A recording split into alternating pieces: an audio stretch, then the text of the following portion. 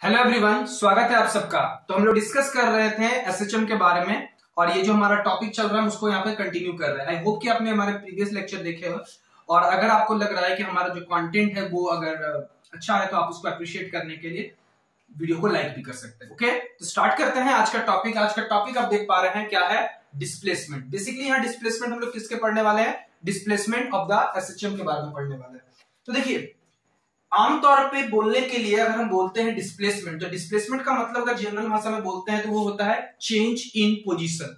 Okay, change in position with respect to time, यही बोलने की कोशिश करते हैं जनरल तौर पे। जैसे कि आप सपोज कीजिए कि आप कहीं ए पॉइंट पे थे, आप ए से बी गए, फिर बी से आप कहां गए, सी गए, तो आपका पोजीशन कुछ इस तरीके से चेंज हुआ।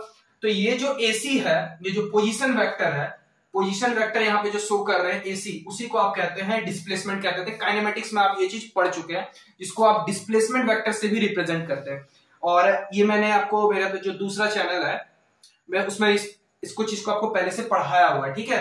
तो फिलहाल है कि जनरल सेंस में अगर हम बात करते हैं, अगर हम बोलते हैं इन जनरल सेंस की अगर हम बात करते हैं, तो वहां हम लोग डिस्प्लेसमेंट का कहने का मतलब क्या होता है आप जानते हैं, वो होता है चेंज इन पोजीशन, ठीक है, चेंज इन पोजीशन, या फिर आप कह सकते हैं change in position vector with respect to time, ठीक है। इसको क्या कहते हैं आप, change in position with respect to time. That means है कि किसी भी फिजिकल क्वांटिटी में, यहां पोजीशन की फिजिकल क्वांटिटी क्या है, पोजीशन। ओके, पोजीशन, यहां पोजीशन क्या है आपका, क्या है वो फिजिकल क्वांटिटी है, तो हम उसको कहते हैं डिस्प्लेसमेंट के रूप में काइनेमेटिक्स में। क्लियर है। लेकिन जैसे जैसे हम थोड़े से एडवांस होते जाते हैं, हम एसएचएम मोशन की ओर चले जाते हैं, ऑसिलेटरी मोशन की ओर बढ़ने लगते हैं, वहां पे हम क्या पढ़ते हैं कि डिस्प्लेसमेंट का मतलब सिर्फ पोजीशन में चेंज होने का मतलब ये नहीं होता है। डिस्प्लेसमेंट का मतलब होता है change in any physical quantity. अब वो फिजिकल क्वांटिटी कुछ भी हो सकता है, ठीक है, एक्स वाई जेड, कोई भी फिजिकल। जब वो टाइम के पैरामीटर के साथ वो चेंज होता है तो हम लोग कह सकते हैं कि वो डिस्प्लेसमेंट है। वो क्या है, डिस्प्लेसमेंट है। तो डिस्प्लेसमेंट के दो मीनिंग है। एक जनरल सेंस में हम कहते हैं पोजीशन में चेंज होना, और अगर हम पूरे के पूरे कॉन्क्रीट तरीके से सोचने की कोशिश करते हैं तो हम क्या समझ पा रहे हैं कि change in any physical quantity with respect to time. Okay, तो ये हो गया जनरल भाषा, एक जनरल डेफिनेशन, और एक होता है स्पेसिफिक डेफिनेशन की बात करते हैं। ओके, तो जनरली तौर पे हम लोग यहाँ पर क्या लिखा है कि in general sense the change in position with respect to time को हम लोग क्या बोलते हैं, डिस्प्लेसमेंट बोलते हैं। एक और एग्जांपल ले रहे हैं यहाँ पे, समझिए। जैसे सपोज कीजिए कि कोई बॉल है, वो यहां से यहां चली गई, तो इसको आप कहते हैं, ये भी एक तरह का डिस्प्लेसमेंट ही है, आप बोलते हैं। कोई एक स्प्रिंग है, सोच के देखिए, कोई एक स्प्रिंग है इस तरीके से, स्प्रिंग से हमने किसी एक ब्लॉक को यहां पे लगा के रखा हुआ, एक स्मूथ सरफेस पे। ओके, किसी के स्मूथ सरफेस पे लगा के रखा, ये इस ब्लॉक अपने नॉर्मल पोजीशन पे है, जिसको हम लोग कहते हैं इक्विलिब्रियम पोजीशन पे। हम इक्विलिब्रियम पोजीशन से ब्लॉक को थोड़ा शिफ्ट कर देते हैं तो हम लोग कहते हैं ब्लॉक एक्सटेंड हो गया है, यानी ब्लॉक क्या हो गया, डिस्प्लेस हो गया। या फिर क्या कह सकते हैं कि ब्लॉक जो है वो कंप्रेस भी हो सकता है, ये कंप्रेस है। तो ब्लॉक इस केस में कितना चेंज हुआ है, ब्लॉक का पोजीशन अपने इक्विलिब्रियम पोजीशन से वो शिफ्ट हुआ है, तो इस केस में भी हम बोलेंगे ब्लॉक क्या हुआ है, ब्लॉक में क्या आया है, डिस्प्लेसमेंट आया है। इसमें भी क्या कहेंगे, ब्लॉक में क्या आया है, यानी डिस्प्लेसमेंट आया है। ओके, ब्लॉक में क्या आया है, डिस्प्लेसमेंट आया। ये तो हो गया एक तरीके से, एक आप ये बोल सकते हैं। लेकिन मैंने अभी अब जो दूसरा तरीका आपको बताया कि डिस्प्लेसमेंट का मतलब होता है, क्या कहा हमने, चेंज इन फिजिकल क्वांटिटी। कोई भी क्वांटिटी हो सकती है, किसके रिस्पेक्ट में, विथ रेस्पेक्ट टू टाइम। अगर चेंज होता है तो हम उसे क्या कहते हैं, तो उसे हम क्या कहते हैं, डिस्प्लेसमेंट के नाम से जानते हैं। ओके, तो उसे हम किस नाम से जानते हैं, डिस्प्लेसमेंट के नाम से जाने लगते हैं। ओके, तो देखिए इस चीज में हम लोग क्या देखने वाले हैं यहाँ पे, कि जैसे कि यहाँ कौन सी फिजिकल क्वांटिटी की हम लोग बातें कर रहे हैं। एग्जाम्पल के तौर पर हम लोग समझने की कोशिश करते हैं। जैसे कि एग्जाम्पल लेते हैं कैपेसिटर में, कैपेसिटर के अंदर अगर मान के चलिए कि वोल्टेज भी टाइम के साथ चेंज हो रहा है, तो यहां हम वोल्टेज को भी वो फिजिकल क्वांटिटी कंसीडर करेंगे, और वो भी वोल्टेज भी क्या होने वाला है, एक डिस्प्लेसमेंट होने वाला है। ओके, उसी तरीके से अगर आप ईएम वेव्स पढ़ रहे हैं तो इलेक्ट्रिक फील्ड और मैग्नेटिक फील्ड भी टाइम के साथ उनके मैग्नीट्यूड में भी चेंज होता है। टाइम के साथ क्या हो रहा है, उनके मैग्नीट्यूड में भी क्या हो रहा है, चेंज हो रहा है, तो वो भी क्या होंगे, डिस्प्लेसमेंट हो गए। मैं बार बार बता रहा हूं, डिस्प्लेसमेंट का मतलब कभी भी नहीं होता है कि हमेशा changing position vector with respect to time. SHM या ऑसिलेटरी मोशन के तरीके से change in any physical quantity with respect to time is also known as displacement या डिस्प्लेसमेंट वेरिएबल भी कह सकते हैं। एक और एग्जांपल है, जैसे कि अगर आप बात करते हैं यहां से, अगर हम एक सिंपल पेंडुलम की बात करते हैं, ठीक है, सिंपल पेंडुलम की बात करते हैं, तो सिंपल पेंडुलम एंगल थीटा से सपोज कीजिए वो डिस्प्लेस हुआ है, तो यहां हम लोग क्या बोलेंगे, एंगल थीटा से वो डिस्प्लेस हुआ है, यानी यहां पर चेंज क्या हो रहा है, एंगल चेंज हो रहा है। एंगल यहां पर वेरिएबल है, वो फिजिकल क्वांटिटी क्या है, एंगल है, तो change in angle with respect to time यहां पे क्या है, ये भी क्या है, एक तरह का एंगुलर डिस्प्लेसमेंट हम इससे बोलेंगे। क्या बोलेंगे हम इसे, एंगुलर डिस्प्लेसमेंट के नाम से जानेंगे। ओके, तो ये चीज होता है, बात समझ में आपको आ गई होगी। डिस्प्लेसमेंट की बात करते हैं तो डिस्प्लेसमेंट जो है वो अलग अलग टाइम पे अलग अलग हो सकता है। कभी जैसे कि सपोज कीजिए कि मैं अभी यहां पे इक्विलिब्रियम पोजीशन पे हूं, अगर मैं थोड़ा सा शिफ्ट करता हूं तो मैं अभी थोड़ा कम शिफ्ट किया, मेरी पोजीशन अलग है, मैं थोड़ा सा अलग डिस्प्लेस, मैं थोड़ा और चला जाऊंगा तो मैं थोड़ा सा और डिस्प्लेस हो जाऊंगा, ठीक है। तो डिस्प्लेसमेंट टाइम के साथ क्या हो सकता है, ज्यादा भी हो सकता है, कम भी हो सकता है, डिपेंड अपॉन द इक्वेशंस, ठीक है। अब उन्हीं इक्वेशंस को हमको यहां समझने हैं कि आप डिस्प्लेसमेंट को किस तरह के इक्वेशंस में रिप्रेजेंट करें, किस तरह का मैथमेटिकल फॉर्म में हम लोग देने की कोशिश करेंगे। आई होप कि आपको यहां तक सारी बातें समझ में आ गई होगी। आप इसका चाहे तो स्क्रीनशॉट ले सकते हैं। तो चलिए देखते हैं आगे कि डिस्प्लेसमेंट का मैथमेटिकल फॉर्म क्या है, ठीक है। डिस्प्लेसमेंट का क्या है मैथमेटिकल फॉर्म, हम लोग देखने वाले हैं, मैथमेटिकल फॉर्म के बारे में समझने वाले हैं। तो देखिए मैथमेटिकल फॉर्म अगर हम बात करते हैं किसी भी डिस्प्लेसमेंट, डिस्प्लेसमेंट किसका फंक्शन है, बेसिकली मैंने क्या कहा कि डिस्प्लेसमेंट जो है is the function of time. किसका फंक्शन है, टाइम का फंक्शन है। तो अगर ये टाइम का फंक्शन है तो इसीलिए हम इस डिस्प्लेसमेंट को F T is equal to एक फॉर्म दे रहे हैं, ए कॉस ओमेगा टी में लिख सकते हैं। क्या लिख सकते हैं, F T is equal to A cos omega T, जहां एफ टी क्या है, एफ टी है वही जो हम लोग पढ़ रहे हैं, displacement of that physical quantity at any instant of time, किसी भी instant of time, at any instant of time पे ये शो करता है। ओके, और ए क्या है, ए क्या है, जिसको हम लोग कहते हैं, ए को हम कहते हैं पिक वैल्यू कहते हैं और मैक्सिमम वैल्यू भी कहते हैं। ए को हम क्या कहते हैं, पिक वैल्यू या मैक्सिमम वैल्यू के नाम से भी जानते हैं।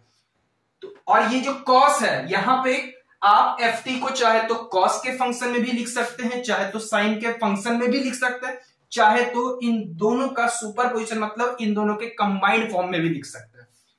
आई बात समझ में कि ये तीनों कॉस में भी, साइन में भी, या तो दोनों के कंबाइंड फॉर्म में भी चलेगा। ओके, तो ये डिस्प्लेसमेंट का मैथमेटिकल फॉर्म होता है और ये आपके एसएचएम के इक्वेशन को ओबे करता है। एसएचएम में मैंने आपको पढ़ाया था, टाइम पीरियड एक टर्म से इंट्रोड्यूस किया था कि टाइम पीरियड क्या होता है।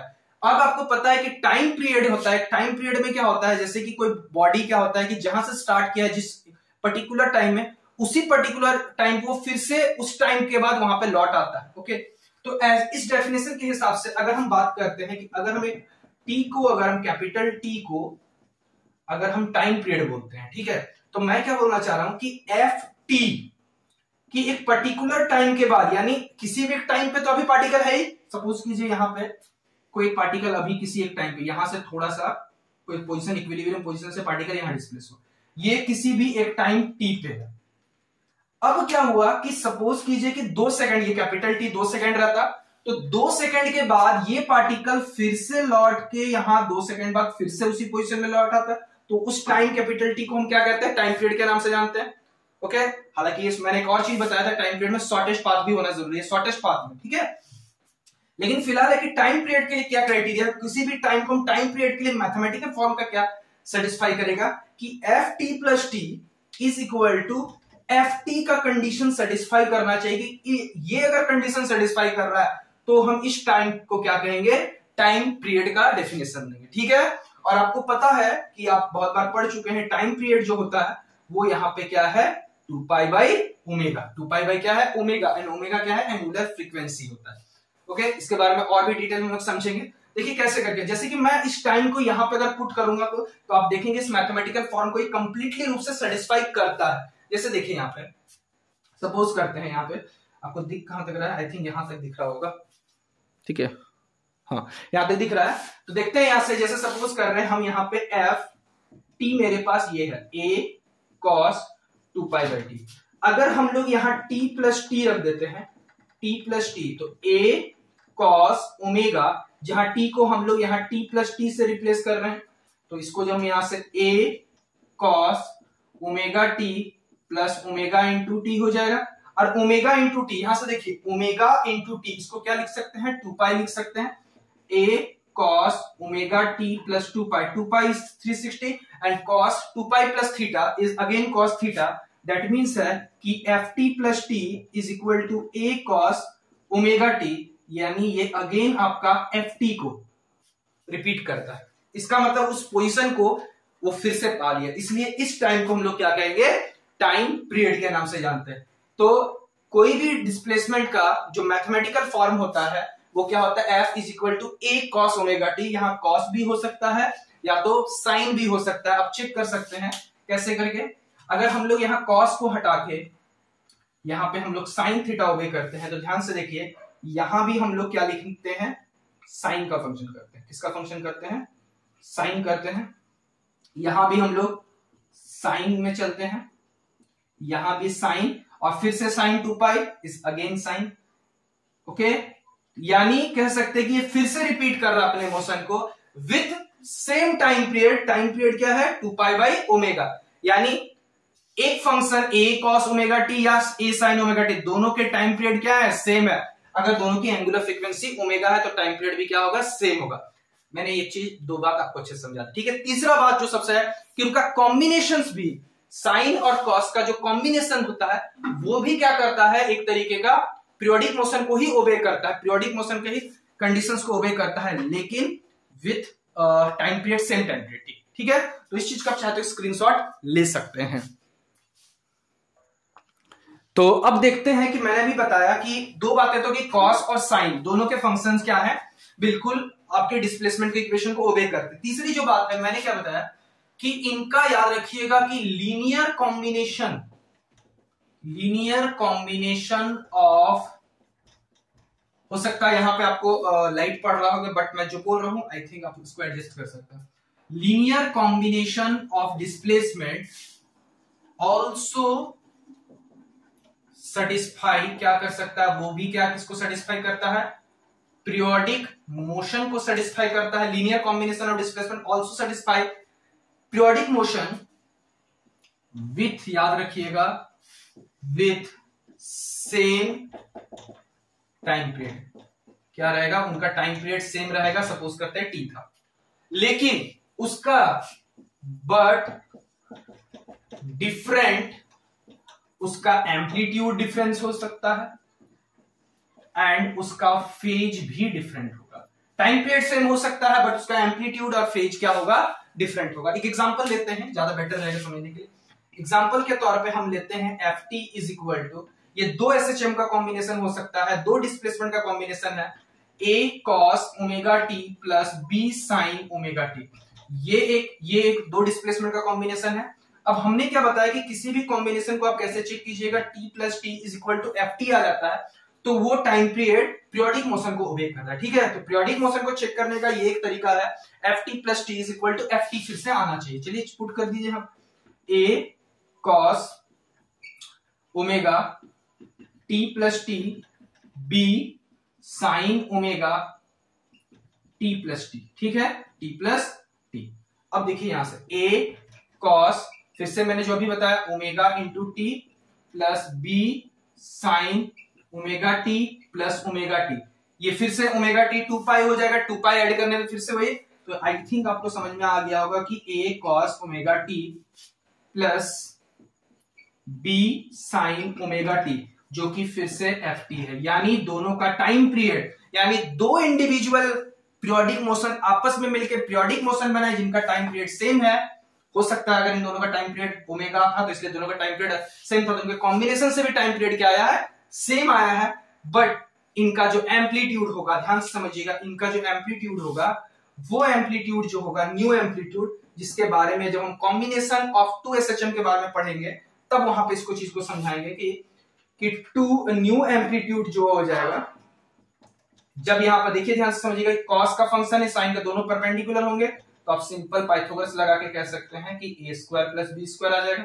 ओके, और जो नया फेज होगा वो tan phi आप लिख सकते हैं b बाई a।